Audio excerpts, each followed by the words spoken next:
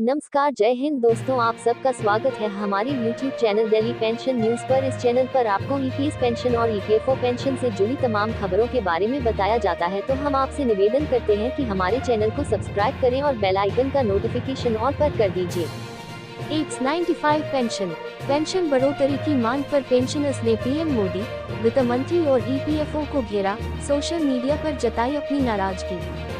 EPFO pension भोगियों ने मोदी सरकार से न्यूनतम पेंशन 1000 रुपए से बढ़ाकर 7500 रुपए करने की मांग की है, जिसे लेकर सोशल मीडिया पर व्यापक चर्चा और निराशा व्यक्त की जा रही है।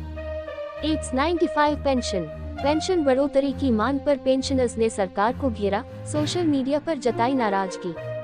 X95 भारतीय पेंशन भोगियों की नाराजगी बढ़ती जा रही है, क्योंकि कर्मचारी भविष्य निधि संगठन ईपीएफओ और मोदी सरकार से उनकी न्यूनतम पेंशन राशि में उल्लेखनीय बढ़ोतरी की मांग को लेकर अब तक कोई स्पष्ट प्रतिक्रिया नहीं मिली है।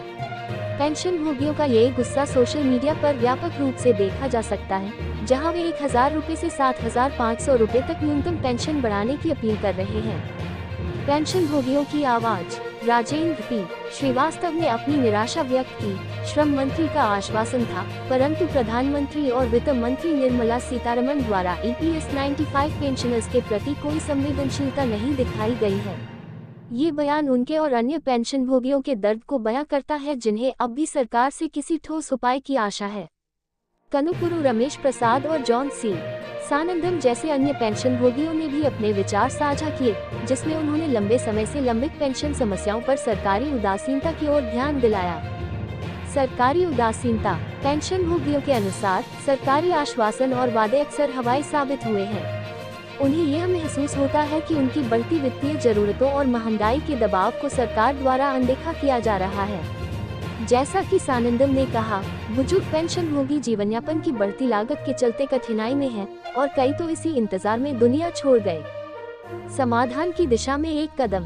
पेंशन भोगियों की मांग है कि सरकार 2024 में उनकी पेंशन बढ़ाए, जिससे उनके वृद्धावस्था के दिन सुरक्षित और संतुष्टिपूर्ण हो सके। इस संबंध में सक्रिय कदम उठाना सरकार के लिए न केवल एक नैतिक जिम्मेदारी है, बल्कि यह एक सामाजिक अपेक्षा भी है।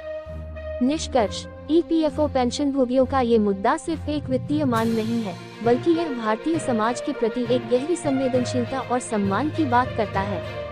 सरकार को चाहिए कि वह इन मांगों को सुने और प्रभावी कदम उठाकर एक समर्थन योग्य वृद्धावस्था नीति की दिशा में काम करे।